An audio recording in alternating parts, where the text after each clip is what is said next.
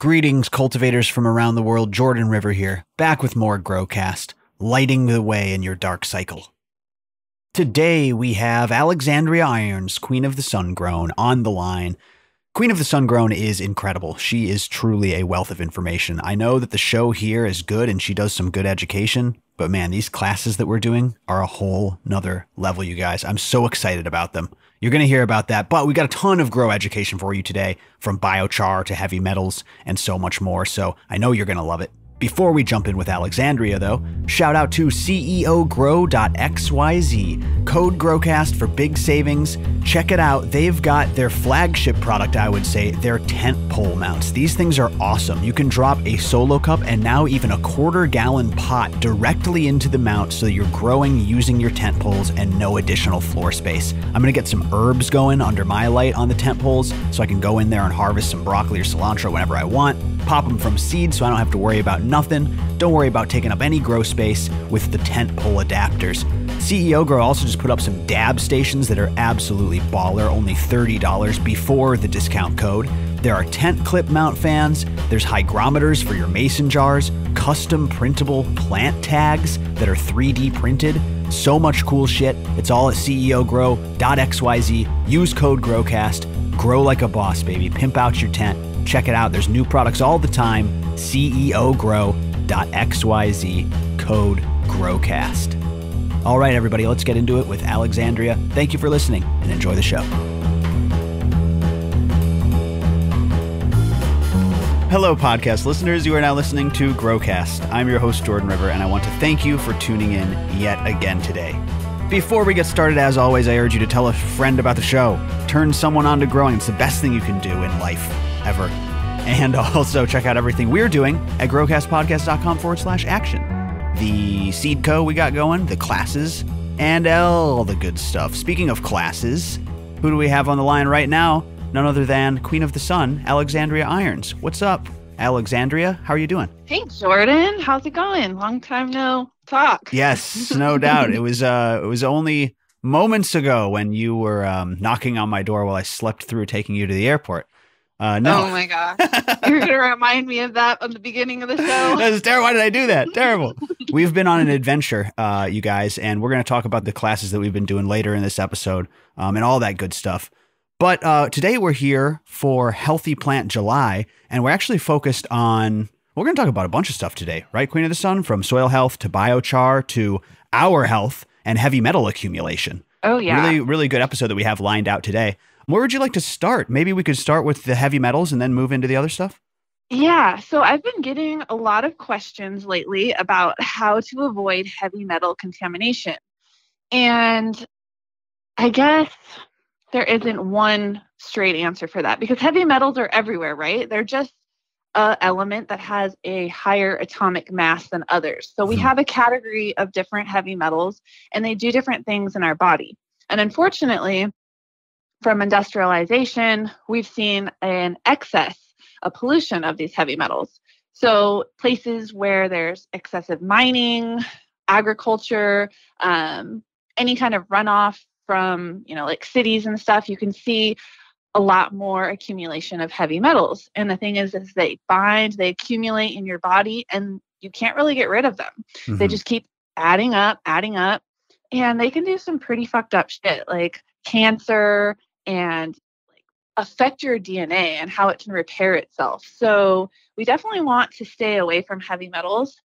And I've gotten, some feedback about kelp. And I know you did an episode on this specifically, and that kelp can be something that has a lot of heavy metals in it. And this is because it, like cannabis, is a bioaccumulator. 100%. Yeah. We spoke with Brandon Rust, actually, and he did a bunch of third-party tests, or someone he worked with did a bunch of third-party tests on a bunch of different common cannabis inputs, kelp and alfalfa and Epsom salts and all this stuff, finding out how much heavy metal was in the input themselves.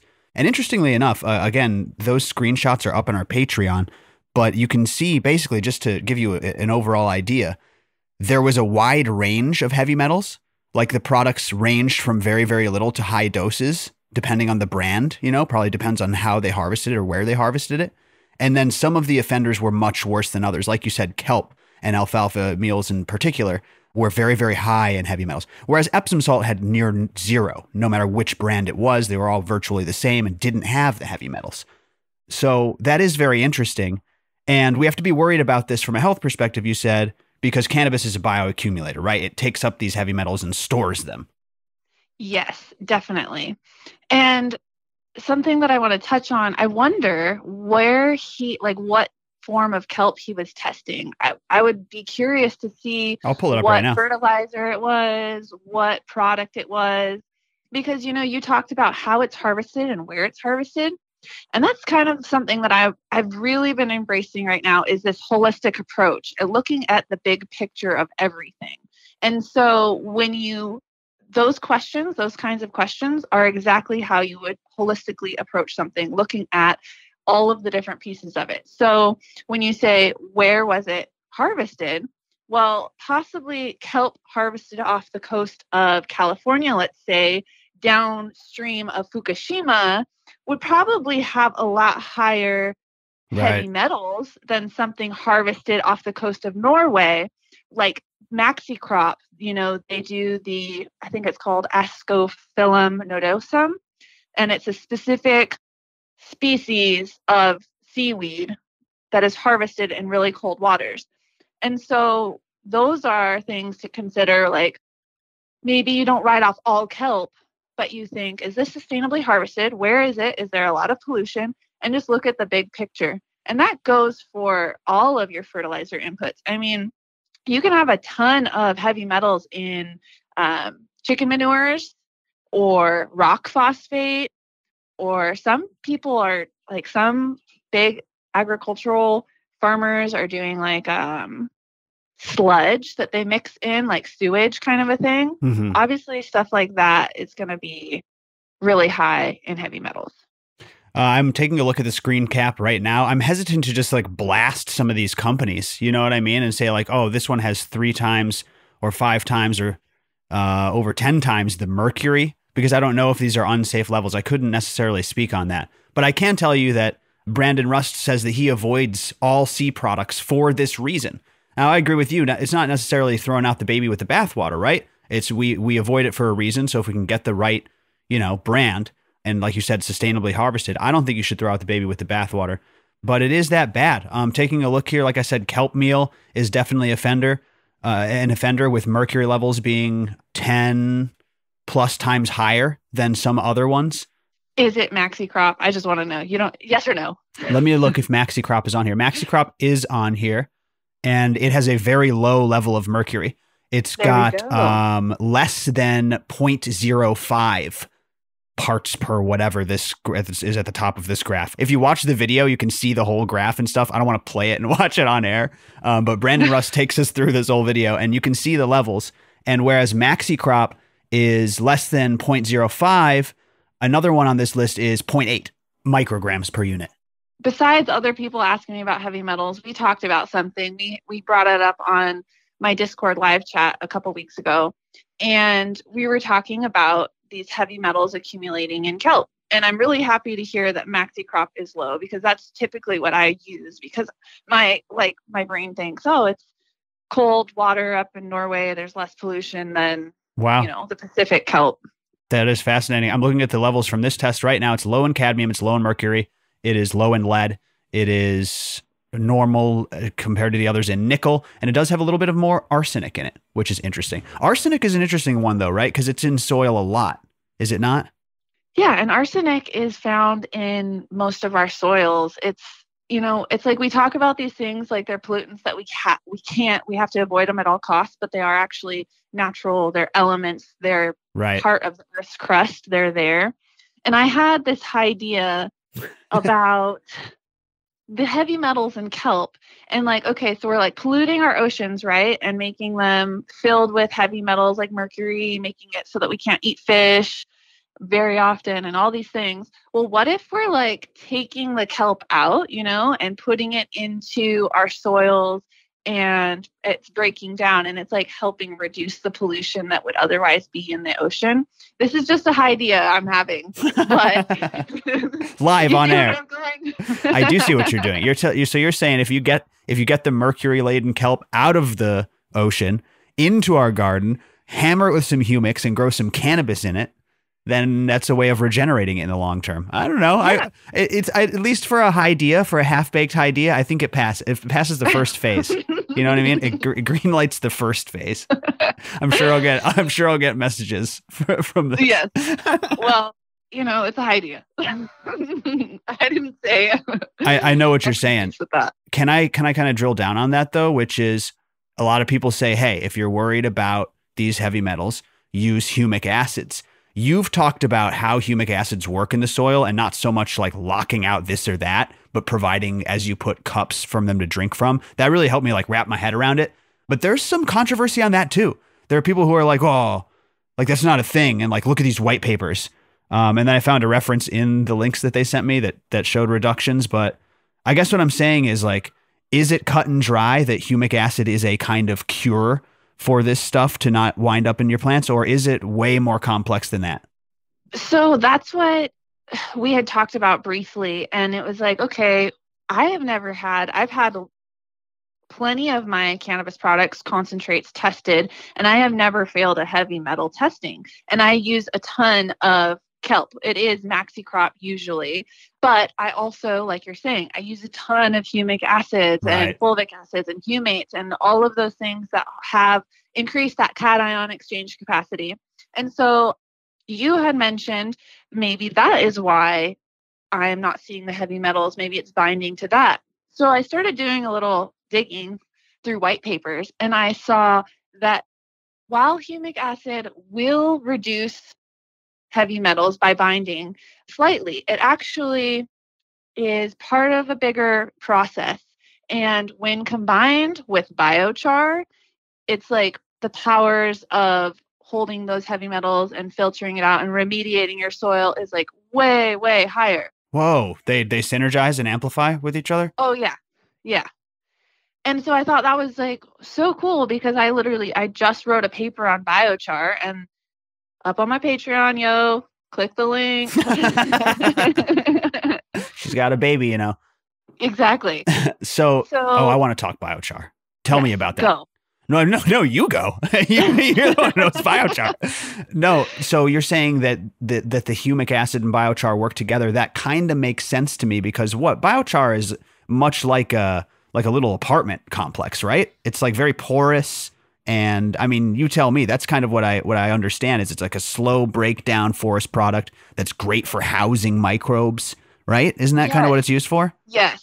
I describe it as like the microbe hotel, but it has so many other amazing things to it. I mean, you're basically sequestering carbon from that would otherwise go into the atmosphere and contribute to greenhouse gas emissions by burying and using biochar in your garden, because it is carbon itself. And it's different than like ash or burned, it has to be burned in a specific way. And it's like a chemical or thermal conversion process. They call it pyrolysis.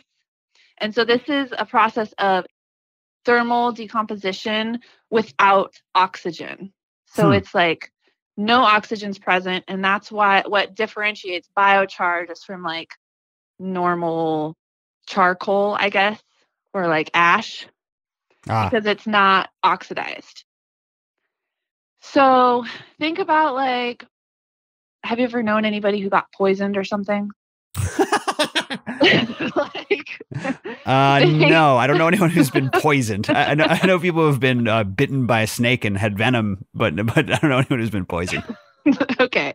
Well, when you get poisoned or you ingest something that you shouldn't, they put charcoal. Like they give you charcoal. Oh, yes, they do. Yeah.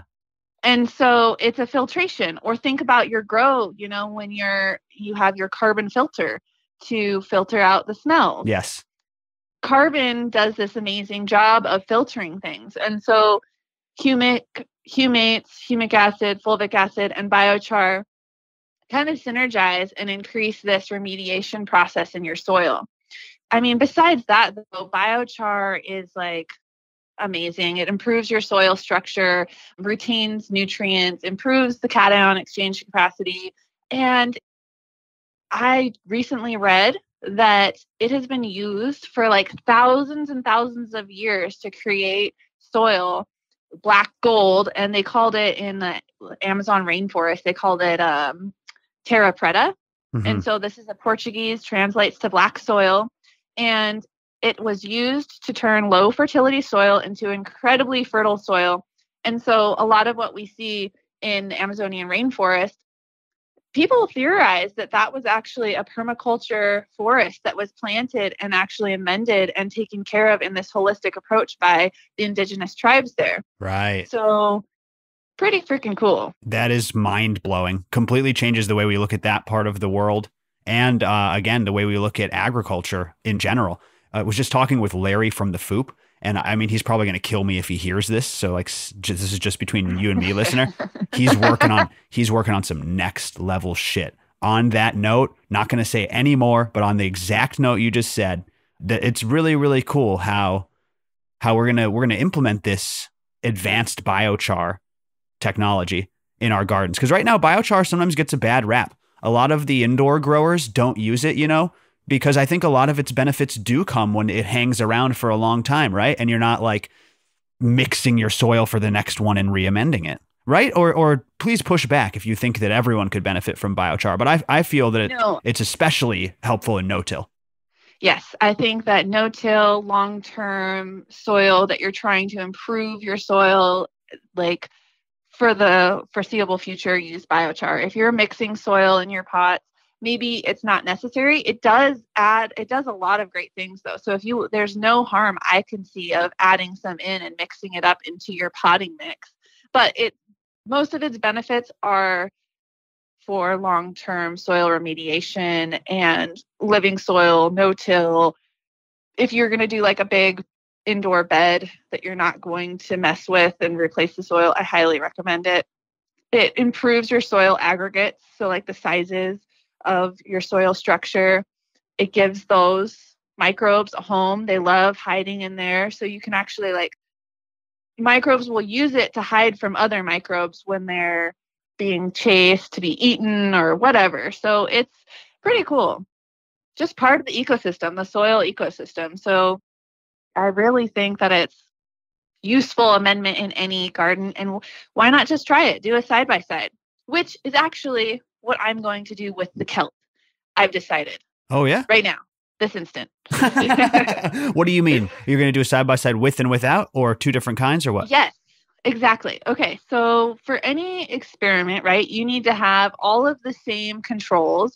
So everything needs to be the same, and you need to be testing one variable that's different. And so I just set up my grow tents. Woo!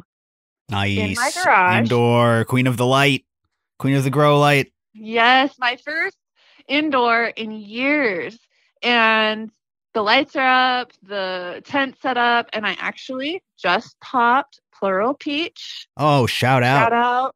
Yeah. That limited freebie, the peach pie F2 that ended up being a freebie on that first drop. That plural peach is incredible. You're going to get peaches forward, like super, super sweet. Some people got a gassy peach, and then very rarely there was like a foul pheno, like really, really funky, fucked up. So I don't know which one you're going to get out there, but I'm excited to see what phenos you get. Yeah, I'm very excited. I'm like OCD about starting my seeds on the new moon of February or March only, because it's just like a good reminder for me to stay on track. And I like things scheduled and the same in my life. That's just how I am. And I've never grown seed plants inside because it just kind of seems like a long time. What do you mean a long time? You grow outdoors full term. What are you talking about? I'm sorry. Yeah, exactly. What do you mean? Because I feel like inside is like turn and burn. Let's get the next one going. And outside, you can just let it go the whole time. Where inside, you're paying for electricity, you're paying for all of your HVAC. Right. So to me, it's like, well, usually I'm seeds only outside. Also, they adapt to their environment. So they will change and they will grow and they will have things present in them that are specific to that, the wind, the heat, the humidity of whatever they grow up in outside. And so to me, a seed is better outside. But since I moved to Washington, I don't have a clone hookup. I'm like, I'm just going to do the seeds inside. And I'm going to do half of them with kelp and half of them without. Ooh, very interesting. And then I'll test it. I'm excited to see that. And, you know, it's interesting because out here, it's so hot right now, and it's been so hot that I've been starting my vegetables inside from seed and then letting them get a little bit of an established root zone before I plop them outside. You know what I mean? I really need a shade cloth out there is what I need. But I did mulch, and things are going better out there. I'm just not used to this climate. So much of outdoor growing is dealing with, or sometimes battling, your local climate. You know what I mean? Like, indoor growing versus outdoor growing are very different in that respect, where if you're growing in a tent in a space, especially if it's a air conditioned space, like inside your house, there's a lot of variables that are just removed, a lot of expenses that are added, but a lot of variables that are removed. So it's interesting. So people have been telling me about the heat in Oklahoma, and I want to give you a shout out. Use kelp, foliar spray kelp, and it will improve your heat resistance, your heat tolerance. Oh, really? Plants. I've heard that about silica. Is it because of the silica, or is there something in kelp specifically? Kelp, yucca, fulvic, it has the superoxide dismutase. So we talked about this before. It just increases your plant's resistance. Wow. Silica strengthens cell walls, so it automatically makes that cell wall thicker, which makes it stronger. So I think that they're different. I would have to look into that, but I know that kelp, fulvic, yucca, those three combined are like the trifecta for heat and drought stress. So if you have a backpack sprayer or a hand sprayer, go out there right as the sun goes down and just spray your yard with it, and your grass will love it, and your vegetables, everything. Literally, I think it's so funny how we as cannabis growers will put so much effort into our weed plants, and then like the rest of our landscape is just like, oh yeah, we don't, give it like any love. Yes. You and I have talked about that. But again, that's why I like when you talk about this holistic approach to farming, because it's about the health of your garden, your veggie garden, and then your health. We've joked before, how crazy do people go when their plants have a nutrient deficiency? Meanwhile, we're all walking around low on magnesium and D3. It's pretty funny how many hours we'll put into our plants' nutrition. Exactly. But we're all guilty of that. You know what I mean? It's fun. I think that people love the fun aspect of it. But yeah, back to the heat. I am definitely battling that down here. And that's why it's so important to like talk to these growers one-on-one and get their story and see exactly what they need and what they're battling. Like that's why these classes have been so incredible with you, because we get to meet these people and hear their story, actually look at their soil and put it under a microscope. It's really been, I got to give you props, Queen of the Sun. Like, you do good education on this show, and we do our back and forth and joke around or whatever. But when we did that course, the actual curriculum, you are really, you've got a wealth of knowledge. You know a lot. And I have learned a ton doing the 2 classes at the time of this recording. Oh, thank you. The living soil class that we're doing right now. Yeah, seriously, like, you really do a good job up there. I was honestly surprised. And I guess this is a good time to remind the listeners that at the time of listening to this, we are in Rockford and Chicago this weekend. You can get tickets at growcastpodcast.com/classes, and we're ready to blow your minds with this class. So come to this living soil class, whether you're thinking about switching to living soil, or you're growing indoors in a modified grow medium, or if you're a dry farmer growing outdoors. Please come and check out this class. You will not regret it. You can check it out. Promo code SEEDS gets you $10 off in free seeds, but that's limited. So try promo code CAST if that one already got taken up. We've also got Tampa and Denver, and by the time of this recording, probably Buffalo, all up at growcastpodcast.com/classes. Go ahead and register. Use code SEEDS because I'm giving away some discontinued seeds. Rhizo Rich, thank you for doing that. There's a Peach Quake pack in there. And if that runs out, use code CAST. But Queen of the Sun, I just got to say, for a second, guys, forgive me if I can just thank you and say this is the best project. This is the best education that I've ever been a part of putting on. So thank you, really, truly. No, thank you, man. I feel exactly the same way. It's been just eye-opening for me to be able to get out there and be around such a energetic community of people who are just really passionate and want to know and have great questions, and being in front of people one-on-one, like that is completely different than the online presence. It's just like there's something there, that human connection that we've all been missing since COVID and these crazy lockdowns. It's like literally we get to smoke a joint together after talking for 5 hours about how to grow amazing, clean, sustainable, regenerative cannabis, understanding how the nutrients are broken down by all the microorganisms, and then we get to exchange each other's microorganisms on joints. 100%. Yeah, looking at the soil was the craziest part. And seeing people's nematodes live on screen in front of everybody, the protozoa that we found. I learned the most about protozoa. That was fucking awesome. And I was just surprised at, the listeners will find this interesting. I was surprised at how active the microbiology was in very dry soil samples. We had people driving hours from Illinois down to Oklahoma. Shout out to Geeky, really loyal member of ours. And he brought some soil up, and a couple other people did, that was bone dry. And we put it under there, and there was a river of bacteria flowing. It was very surprising to me, Alex. But what I want to say, we need to put that into context. It wasn't just dry potting mix. This was dry native soil. This was outside under the sun. This was soil that was made by the earth. This wasn't some mass-produced potting mix with organic matter, with bottled microbes put into it. Like what we saw with the most activity was that native soil, and it was bone dry, but it just goes to show how many organisms are living in a teaspoon of soil in everyone's backyard. Pretty much, you can go out there, and that's what's so cool about these classes. It's like you get to bring your own soil, and we can find it together. Yeah, and the one guy who maybe gave me the frostiest weed was a KNF guy, and he was tripping because there was no bacteria in his soil. He's going, what's going on? There's no bacteria. But, we just couldn't find any on the spot. And there was so much fungal stuff going on. It reminded me of an episode with Jeff Lowenfels where he argued for high fungal content. And the weed he gave me was so frosty. I was like, don't even trip, dude. You got a bunch of fungus in there. But it's just funny. All of them were different. Every single one was different. And since we have done this class, I have gotten such a deep relationship now with these people that I met in Oklahoma City. It's amazing. They've all joined my Patreon, and we're chatting on Discord every Tuesday night at 6:00 Pacific Standard. And I'm getting videos, messages of microbes in their soil. It's really, really, really great. I'm absolutely so stoked to be doing this with you. And it's encouraged me to just teach more. So I'm starting a Cannabis 101 introductory class on my Patreon, free for patrons, once a month.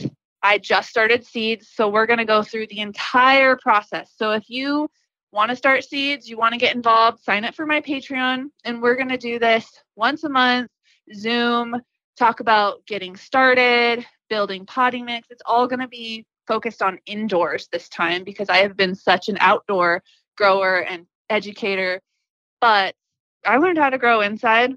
I mean, it's going to be great. That's what I'm doing now. So please sign up for Patreon. Please sign up for our Chicago class, our Rockford class, and we're going to be looking at soil with hopefully some biochar in it. I mean, I think that biochar is one of those soil amendments that it was obviously super popular 2,000 years ago. It was hype. Yeah. At the turn of the millennia, 2 millennia ago. Exactly. They say history repeats itself. It's finally coming back around. I've been waiting for how many reincarnations for biochar to come back. Hey, but really, what are your favorite brands of biochar out there right now? Like, what can you stand behind as good biochar? We will be right back to our scheduled programming, but before that, shout out to a brand new partner. That's right, I am so excited to announce our partnership with Pulse Grow. PulseGrow.com, the industry leaders in grow room data and monitoring. Find their 2 flagship products, the Pulse One and the Pulse Pro, all at PulseGrow.com. Use code GROWCAST with our brand new grow room monitoring partners. The Pulse One is perfect for the home grower, and it's got everything you need. It'll tell you vapor pressure deficit, temperature, relative humidity, light intensity, dew point. It's got an easy-to-use app for PC, iOS, and Androids. It'll give you alerts when you need them. You don't want to lose your entire harvest just because of one malfunction, and Pulse will let you know if something goes wrong. Unlimited number of sensors and live data, including locations, Wi-Fi. It's instant, it's reliable. It averages out your readings for any time period you want. It even tells you if there's a power outage or connectivity problem. VPD, garden journals, calendars, everything you need on that Pulse One. Plus, it's free shipping and you can return it in 30 days for a full refund if you don't like it. But you're going to love it. PulseGrow.com, code GROWCAST. They've also got the Pulse Pro, and this thing is insane. It's the ultimate grow room monitor. It'll tell you everything from CO2 levels to exact PPFD, PAR, spectrum, light flicker frequency. I mean, this thing is a whole nother level, and that's the Pulse Pro. Find it at PulseGrow.com, use code GROWCAST, and up-level your monitor game. Thank you to our brand new partners, Pulse. All right, everybody, let's get back to GrowCast. What are your favorite brands of biochar out there right now? Like, what can you stand behind as good biochar? You know what? I've never bought a specific brand of biochar. I've only ever purchased composts or worm bins or soil mixes with biochar in it. So there is like last season or 2 seasons ago, I bought bulk soil that had biochar in it. And this year I actually found for my indoor super soil mix from a local worm farm that has like everything you could need. So I'm not even going to have to amend. I'm going to go ahead and see how their super soil mix works. And I'm only going to amend with kelp, like I said, in the half, but it has biochar mixed right into it. So I'm really, really happy with that, being able to find that. So if you can, look for biochar already mixed in. Otherwise, I don't know. I had a girlfriend who made biochar up in Nevada County. She had a biochar kiln, which is extreme. So extreme. You're into that. That's awesome though. Yeah. Making your own biochar. The microbe motels. I am all about it. I'm looking to transition to some in-ground planting. Maybe we can focus on that for just a second. I think one of the massive takeaways of doing these classes with you, like these 5-hour fucking classes, which are awesome, you know, is this idea of re-amending people's modified growing medium in their living soil. There's nothing wrong with growing organic cannabis indoors in a modified growing medium, but it's really, I hate to be this guy, but it's true. It's really like a misnomer that it's a living soil. It's so good for holding microbiology, but at the end of the day, there's no real crust of the earth beneath it. There's no real mineral content to have unlimited cycling, right? And so you're going to have to re-amend it, which a lot of people do. And like I said, there's nothing wrong with that. But when you take a look at it from an outdoor regenerative perspective, if you can tap into that slow release, infinite energy source that is the minerals within the earth's crust, I mean, that is the single cheapest, most effective, eco-friendly way to farm, right? Oh, yeah, exactly. When you look at it, potting mix, what did you call it? I liked how you phrased that because I just call it potting mix. I think it was either Poetry or Plants or Brandon Rust that said that we're not growing in soil. We're growing in a modified growing medium, which is exactly what it is. Yeah, I call it potting mix. You call it modified growing medium, which sounds fancier than potting mix, but I'm not a fancy person. So, are you accusing me of being fancy? How dare you? The modified growing medium is like something that you have to keep investing in. You have to keep putting things into to get what you want out. Whereas your living soil in the ground is more like a savings account that you just can keep pulling from as long as you're building it up, because it has an unlimited resource supply of minerals, which are what make up our nutrients, right? So you just need to have the microbes there, which are the enzymes. That's what we really need to take away from these classes, is that all of the actions of the microbes are releasing enzymes. The enzymes are what break down the nutrients and make them soluble to be taken up by the plant. Enzymes can do something in 4 days that it would take a million years without the presence of enzymes outside. So think about that. That's what digests everything. Enzymes are what break it all down, and that's what you're going to be using to access that savings account of minerals that are out there in your soil. So just plant in the ground, feed your soil with microbes that make the enzymes, release it all. You obviously need to do a whole lot more, but you'll learn about that in the class. I love it. So come. So what do you think about dry farming? There's a really great, his name is escaping me right now. He's a good guy, and he gave us some seeds up at Canacon. He's in Illinois, and he's a dry farmer, right? This idea that you don't even water the motherfucker. You plant it out there, you prepare it very well or whatever, and then you rely on the natural rainfall. Do you know any dry farmers? Do you feel that dry farming is suitable for cannabis or not so much? Oh, yeah, definitely. In specific areas where you have a certain amount of rainfall. And if you implement hugelkultur, I'm so glad that you brought this up, because I literally just wrote an article last month. What did you not write an article on? I know, right? I love writing. So if you love reading, come to my Patreon. I did this for Shane for Gnarly Roots Cannabis 420. Shout out. Hell yeah. Shout out to Gnarly Roots. Yeah. So he showed me, his eroded hillside. And I think Oklahoma is a great place where you could implement these dry farming techniques, because it is so humid and it does rain throughout the summer. But if you have a hugelkultur mound, which is basically a giant sponge, you can definitely get away with dry farming in places like the Pacific Northwest, for sure, Montana, for sure, California, Mediterranean climate, desert, not so much. You're going to have to irrigate. But in places that you have rainfall, if you understand and know how to watch your water cycle and how the water moves through your property, right, you can contour and create swales that will move the water flow how you want it. And hugelkultur mounds are basically raised beds that are built up with a bunch of woody debris and organic matter. And you think about like the xylem and phloem in a plant, right? That's what translocates water and nutrients. They're shaped like a straw. Mm-hmm. And that's what trees, all plants, that's how they move their water and nutrients. And so when you have a tree stump and branches, all of those tree rings are filled up. You've got your xylem and phloem right before the bark. And so it acts like a giant sponge. All those straws get filled with water, and then it'll slowly release. So you don't have to water, because water does this thing where it wants to be balanced. Think about your fingers when you're in water for a long time and you get little pruny fingers, right? Mm-hmm. Yeah. Because water wants to move through membranes and be balanced. So if you have a shitload of water in your woody debris and it starts drying out the soil around it, it's going to actually pull the water out of the wood.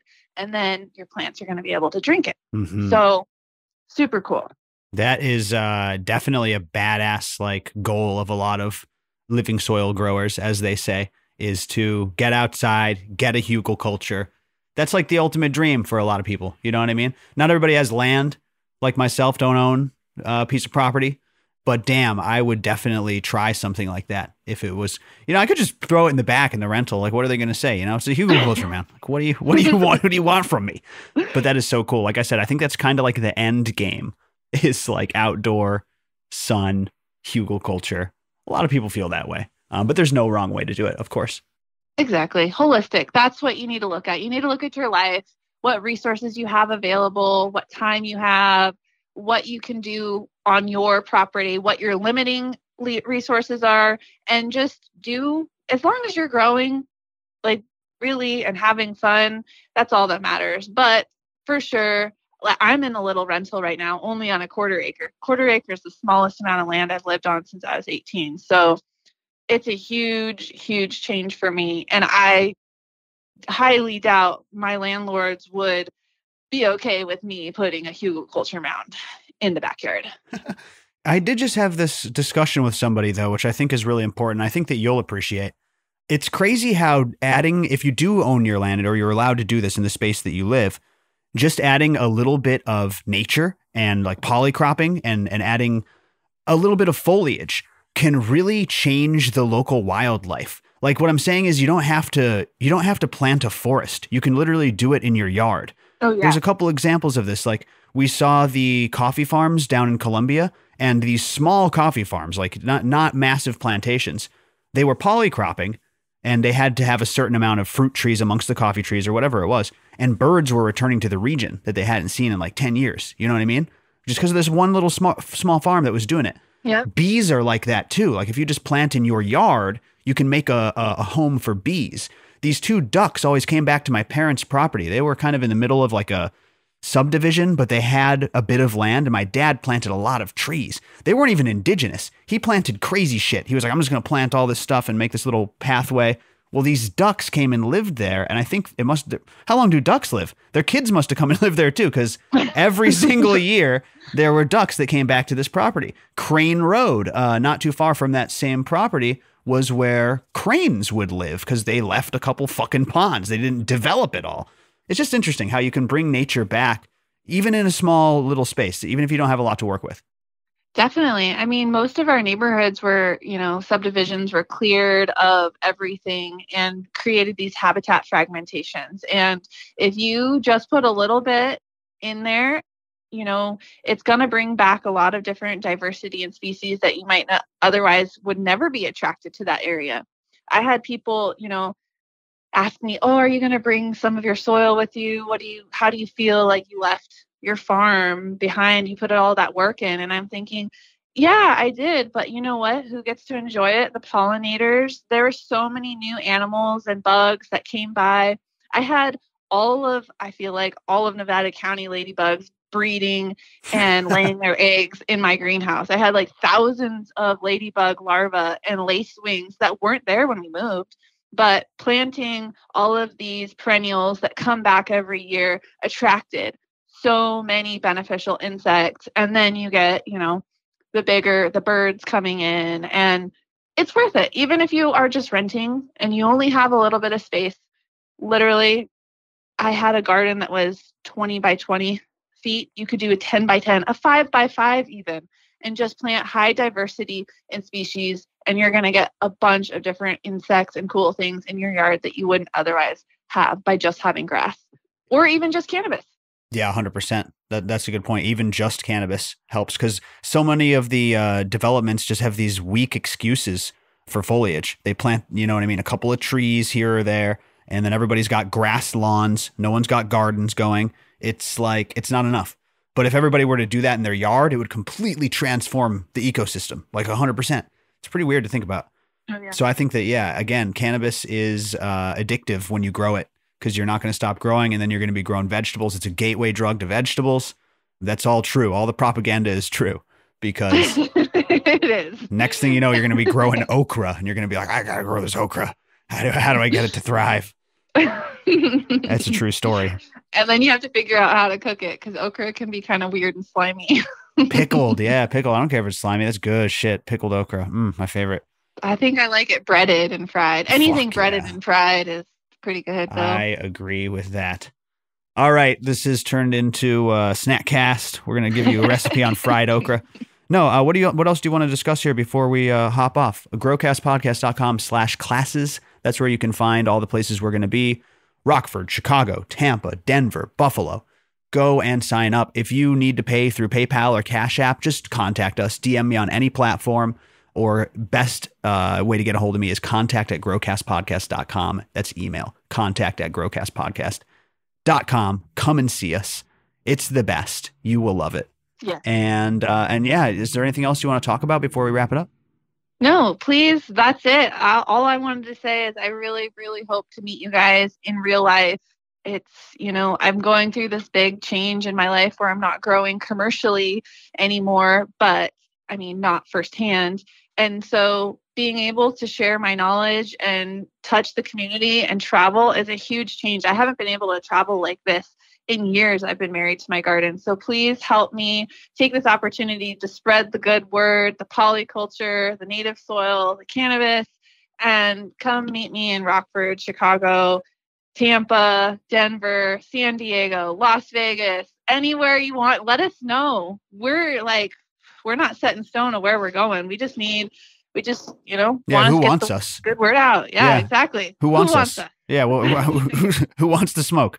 We are definitely down to come to the places that where you guys are going to show out, and we're going to have a good time and really party out. After every one of these classes, it's a party. So thank you to everybody out there, all the ambassadors, all the members, everybody helping, all you listeners. And I did want to say, okay, so Oklahoma City, I brought some rosin, single source rosin pressed on the farm, but Chicago, Rockford, I'm bringing some BHO crystals, some 99% THC. So come smoke with me. That stuff is like Adderall, man. That's just going. You're rocking crystals right now? Diamonds? Wow. Yeah. Diamonds. I always call them crystals. My mind is in crystal land. But hey, no, diamonds. Yeah. Cool. Nothing wrong with that. Yeah, that rosin you gave me was super, super impressive. I did not deserve it the way that I saw you off, letting you miss your flight, essentially, nearly. And you gave me this rosin that was what strain? Really, really impressive press. It was either Kush cake or ice cream cake. It was the ice cream cake. Okay. Yeah, that ice cream cake was very, very good. You know what you're doing with the rosin.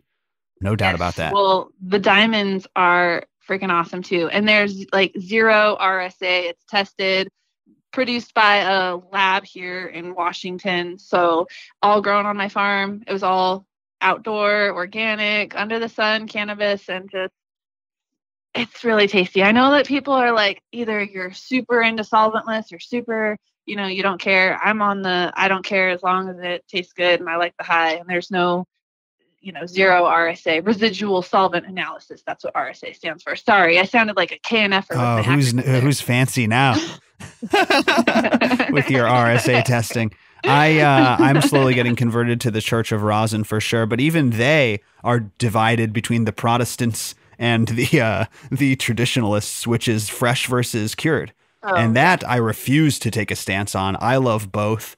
How do you feel about like fresh rosin versus cured rosin?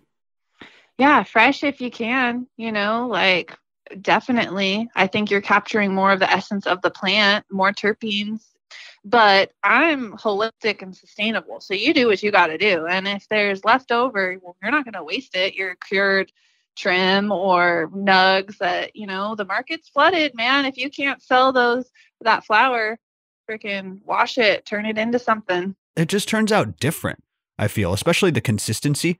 To me, color is no object. Everyone shops with their eyes, and you guys learned from Nug Mash in May when we did a whole month on hash. Like, you really probably shouldn't shop with your eyes. That's the one thing. Even if you prefer cured, fresh, whatever, shopping with your eyes is kind of a fool's errand. Yeah, especially with the CRC stuff. Yeah, no doubt. But the cured stuff seems to come out more solid and, I don't know if tacky is the right word, compared to the battery, goopy live stuff. That's what I've observed anyways. Yeah, all this talk, I need to go smoke, which I love the Chrome 6 strawberry diesel. Oh my gosh. Thank you, Chrome 6, for giving me that.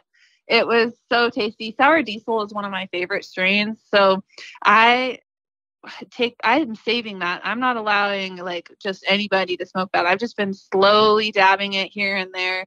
And I tell you, the first time I dabbed it and went out on my slack line, I was able to walk across and turn around and come back without falling off. Concentrating. Holy shit. Are you telling me that rosin gave you magical powers? Gave you superhero balancing abilities? That's amazing. It was like that movie Lucy, I was imagining it like Limitless. They're gonna get a kick out of this. Chrome 6. Shout out to Chrome 6. Amazing craft rosin producing company down here. The cultivator at this company is probably listening, is a member, just an incredible human. And the owner loves to promote home grow. That's what I like to see is a dispensary or a cultivator that's in it professionally, craft scale or large scale, that still supports home grow. That's fucking beautiful. And they're just a really, really shining example of that. Plus, they make some of the best rosin that I've ever had. So thank you for shouting out Chrome 6 because they're fantastic. Yeah. I hope to see them at Terp Float. We didn't even share that. What the heck? Come find us at Terp Float. August 6th, 7th. We're going to be in Oklahoma, Tahlequah, hanging out, floating, smoking, dabbing. Okay, there we go. Absolutely. Yeah. Come see us at Terp Float. We're going to be up there. I'm going to be at Harvest Fest in September. between a couple of classes.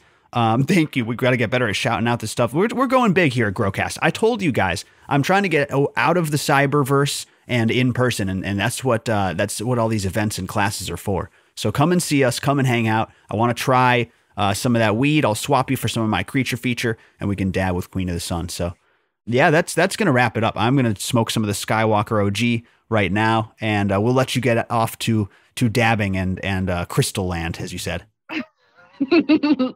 Thank you. All right, everybody. That's all. One more time. Thank you, Queen of the Sun, for this awesome episode. I have to say that, and for always sharing your amazing education. Of course. Thank you for having me. I can't wait to see you in person and all of you other people out there listening. Hell in person. Yes. Going to be a blast. See you there, everybody. Thank you, listeners. See everything we're doing at growcastpodcast.com/action. That's where you can find membership, seed co, classes, everything. Queen of the Sungrown. Patreon.com/Queen of the Sungrown. And just stay tuned. I appreciate you guys listening. That is the best. I hope you're doing amazing things in your grow. This is Queen of the Sun, Jordan River, signing off, saying be safe and grow smarter. Bye-bye. Bye. That's our show. Thank you so much for tuning in, everybody. I appreciate you. Thank you to Alexandria. So happy with what we're doing, and I really hope to see you at a meetup or better yet, a class soon. growcastpodcast.com/classes. As I said, everybody, I appreciate you. We're ready to knock your socks off with this education. Before we wrap up today's episode, gotta tell you about Rain Science Grow Bags, my favorite growing containers. Find them at rainsciencegrowbag.com. Use code GROWCAST for 10% off and get that high quality mesh grow bag. It's gonna last a lifetime. These fabric pots, they're great and they get you the air pruning you need, but they don't last. They get scummy, they get crummy, they get filthy, and you really can't wash them to a degree that personally I feel comfortable with using over and over and over. That's where Rain Science Grow Bags come in. You buy it once, it's a mesh grow bag, it lasts a lifetime. They're super, super sturdy, they're totally cleanable and reusable, and they're gonna get so much airflow to that root space and get you the root pruning that you need for that perfect root ball, thick throughout the center. And like I said, they're my favorite. I really love using these things. They come in all different colors, shapes, and sizes. RainscienceGrowbags.com, code GROWCAST. Get yourself the best container out there. You won't regret it. RainscienceGrowbags.com, code GROWCAST. Thank you, everybody. Let's see. Updates. As I said, Rockford and Chicago classes this weekend. And then next weekend, I will be attending the Dude Grows Cup in Denver on the 30th. That's very exciting. There's going to be a Growcast meetup in Denver on the 31st. And I will be in Tampa in August. So stay tuned for more dates. Come and see me. I'm passing out seeds, swapping buds, having lots of fun, doing some awesome education. I would love to see you. And like I said, swap some buds from each of our gardens. Sounds like a blast, everybody. Thank you so much for tuning in. I appreciate each and every one of you listeners. I'll see you around. Bye-bye, everyone.